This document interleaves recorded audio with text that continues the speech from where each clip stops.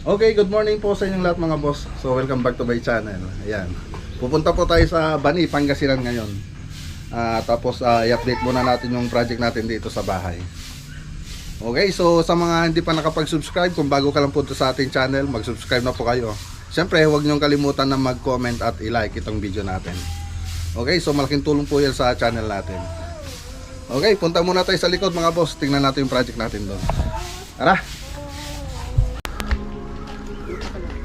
Okay, so yan na po mga boss. Pinoporma namin sa taas.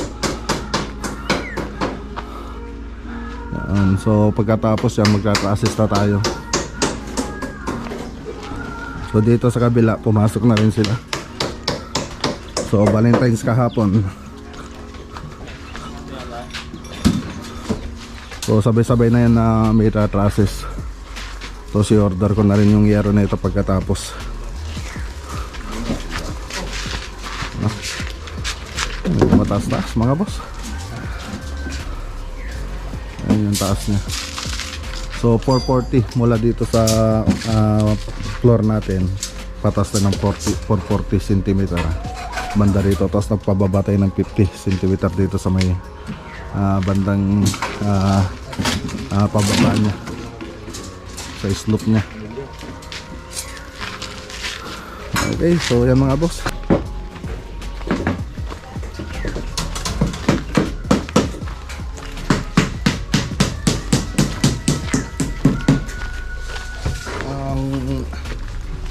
Ginastos pala natin mga boss dito sa ngayon nasa 100,000 plus na yung gastos natin dito.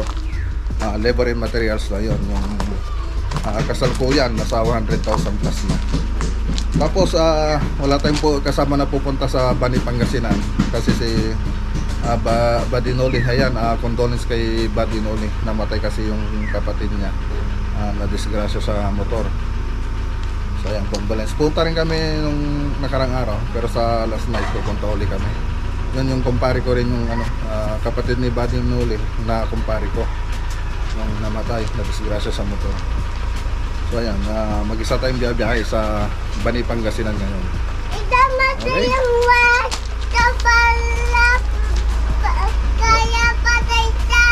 Okay. Pakialamero. Dal-dal mga boss. Okay, tara, bili muna tayo ng materials na pupunta rito sa bahay.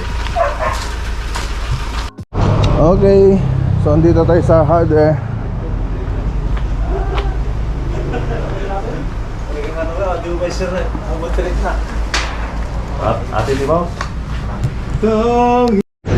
Okay, kumuha tayo ng pinolik board na 1/2, 700 yung isa. Tapos isang concrete nail, common nail na didos. So 90 ang isang kilo. So bili pa tayo ng coco lumber.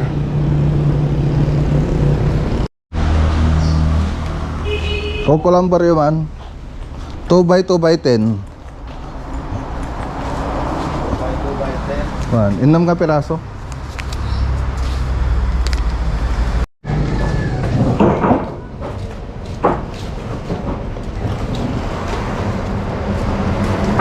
Okay, so anim na 2x2x10.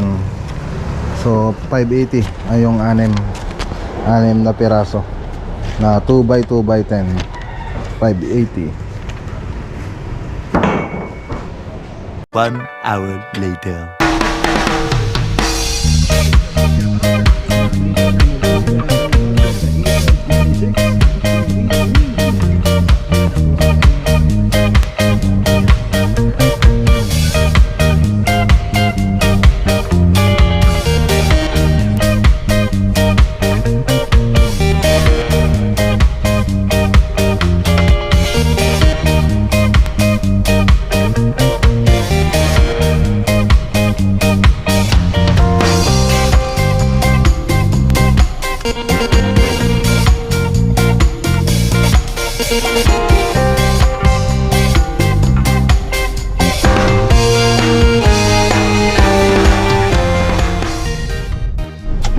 Okay, dito na tayo mga boss.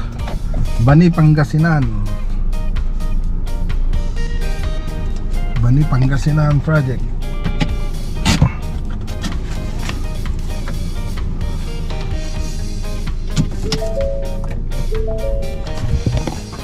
Okay.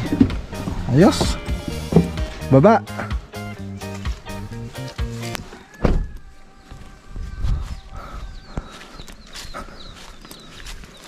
Hanggang yan? Dapat makan. Kawanan? Inibus si Bansyong. Ayo. Inibus daw. O pa yung mga mapagtataban sa hindi nak-intid yan. Hindi ako hindi ako tiniran ni Bansong Wei.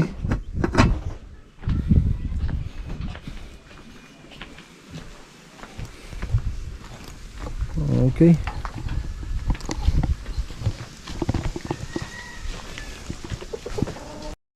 Ayan na mga boss, kain tayo. So hindi ako tiniran ni Bansong Wei. Buti na lang nagbigay sila ante dito ng ulam. Bangus. Press na bangus. Kain muna tayo mga boss.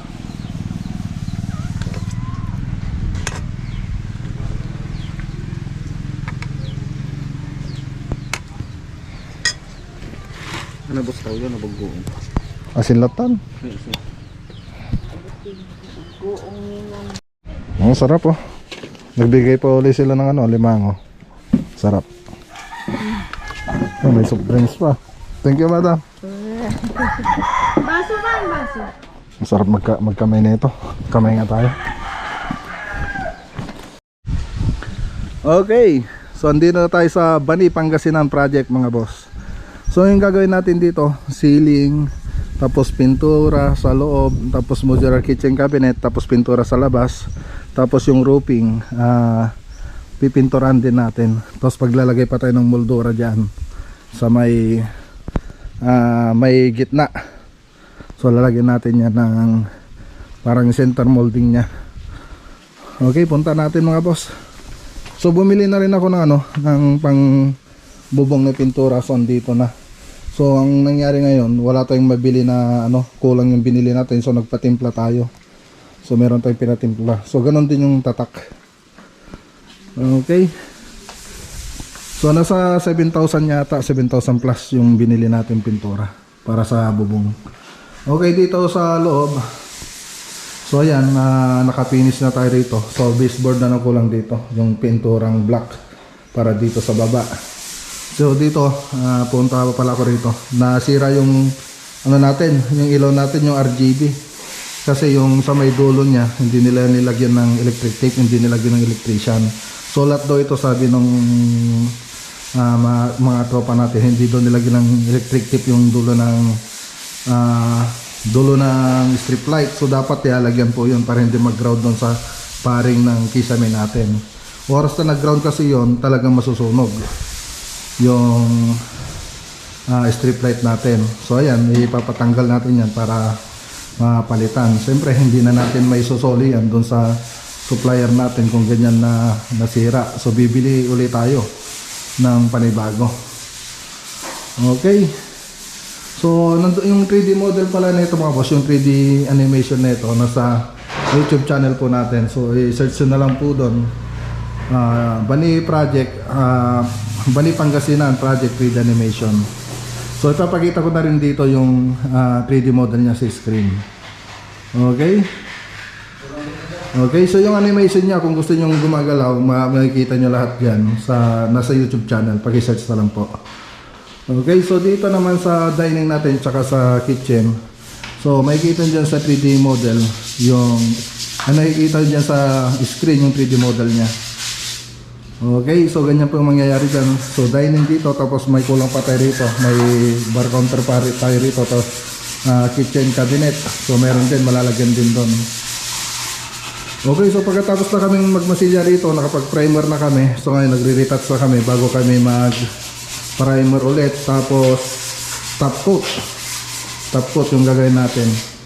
So yung mga pintuan pala nito, meron na silang nakuusap para magpintura dito sa mga pintuan natin, mga hamba. So may nakuusap na daw sila rito. Kala ko kasi wala pa sila nakuusap. Nire-recommend ko sana si Furniture Boys Vlog. So yan po, doon po siya magaling. Pero nag-usap pa kami kagabi, meron na daw nakausap si Madam na taga rito. Tapos nagpagawa na rin daw siya ng hamba. So may anay kasi yung isang hamba ron.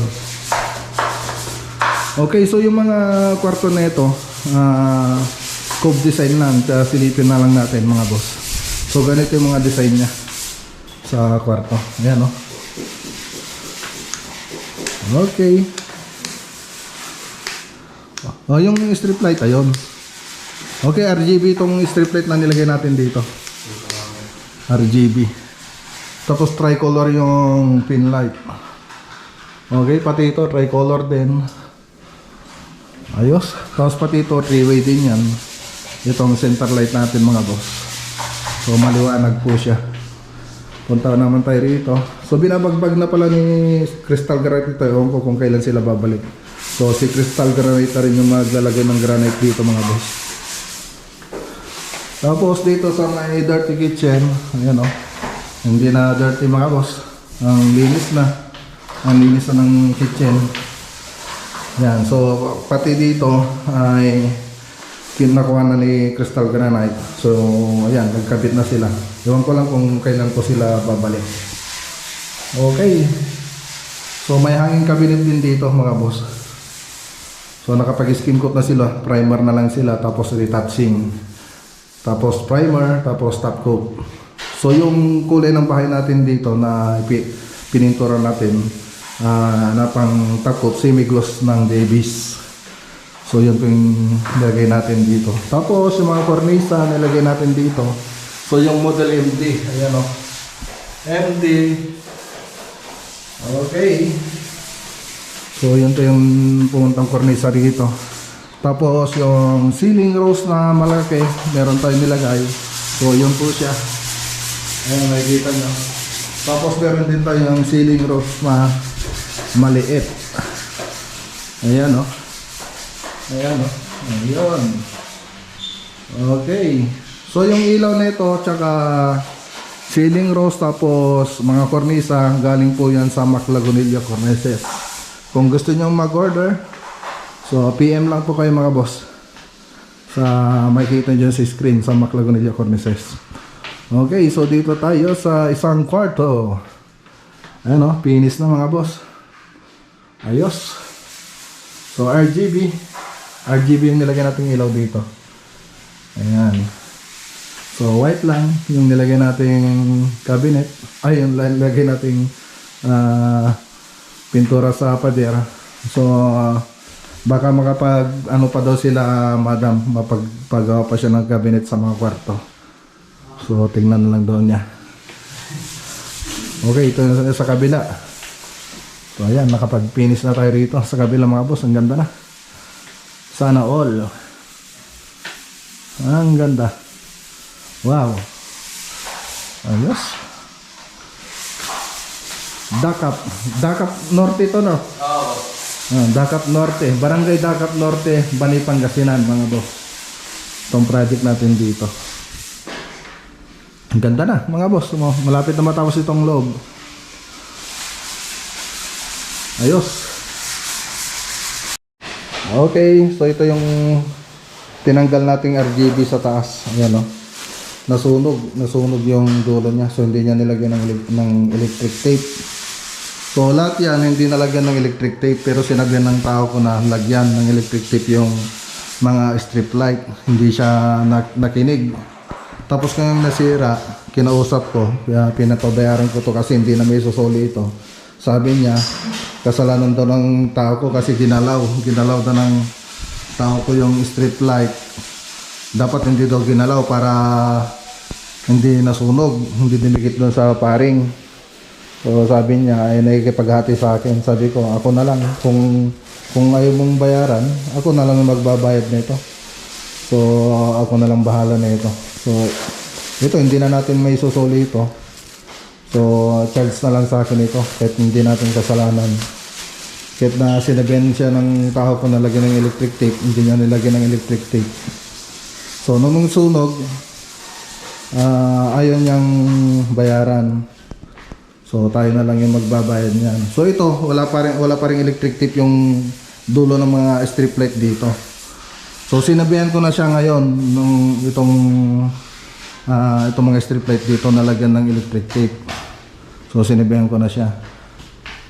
Ewan ko lang kung lalagyan niya. So paano na kung wala na kami rito o kung mag-aagyo yung may-ari ng bahay, nagalaw niya yung strip light. So hindi naman maganda yung pagkakalagay ng strip light na nilagay niya. So makikita nyo, parang may bakante doon. Kung paano na kung yung may-ari ng bahay yung maglilinis dyan, nagalaw niya yung strip light. At nasunog ulit. So anong mangyayari dyan? Siyempre, kasalanan na naman ng may bahay. Pag ganun, dapat hindi siya naglinis ng agyo. Hindi siya nag-agyo, yun na lang yung sasabihin niya. Kaya dapat nga sabi ko sa kanya, lagyan niya na ng electric tape para kahit magalaw yan, hindi yan mag-short kung na may electric tape doon sa dulo. So yun ang sabi ko sa kanya. So ewan ko lang kung lalagyan niya o bahala na. Siyempre dapat kung tatanggap ka ng mga project, dapat ayusin mo yung trabaho mo, hindi yung magmamadali ka. So importante talaga na ayusin mo yung trabaho mo. So ganun din sa amin.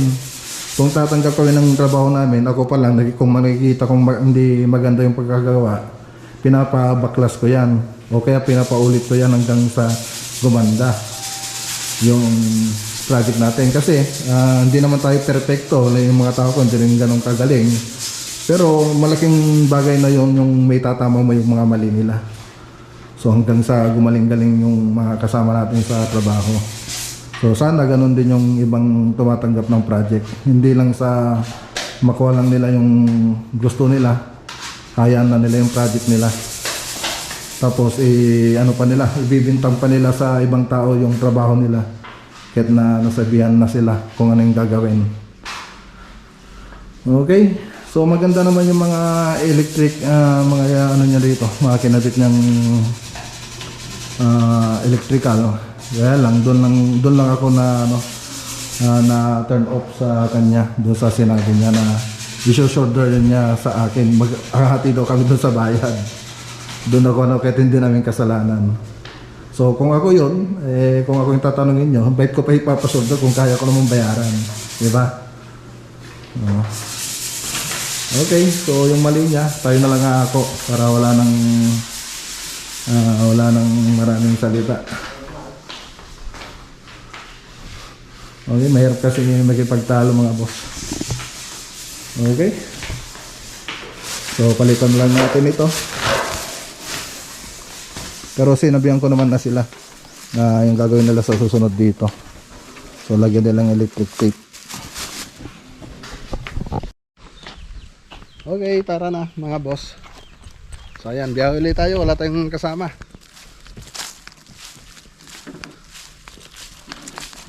Ayan o. Lapit-lapit na to mga boss. Malapit na yung yung loob. Pero dun sa labas, baka next stick, nasa labas na sila. Tapos yung bubong. Last na gagawin natin dito yung modular kitchen cabinet. Okay, so tara na mga boss. Let's go. Okay, pauwi na po tayo mga boss. So ayan, wala po tayong kasamang uuwi. So mag-isa lang tayo. So yung sa Bani project natin mga boss, so wala namang problema sa mga gawa ng tao natin. So lahat naman ng mga pinipinturan nila okay naman. So na-check ko naman lahat, pati kisame okay na lahat. So yung problema na lang doon yung strip light na pinakita ko kanina. So yun na lang. Tapos yung pagkakalatag ng mga strip light, so yun na lang ang hindi maganda yung pagkakalatag. So si electrician na pong bahala doon. So sinabi ko naman doon sa may-ari ng bahay na kila madam kanina na yung mga strip light dapat maganda yung pagkakakabit para pare-pares yung aninag nung ilaw natin. So bahala na si electrician doon kung paano niya gagawin. Pero sinabi ko na rin kay madam kung paano gagawin doon. Ewan ko lang kung ano yung diskarte ng electrician natin. So syempre hindi ko naman kontrolado yung electrician kung kailan siya pupunta, kung paano siya magtrabaho. So may sarili po kasi silang usapan dyan ni madam. So tayo ang trabaho lang natin dyan, kisame, pintura. So tayo lang nag-supply ng ilaw.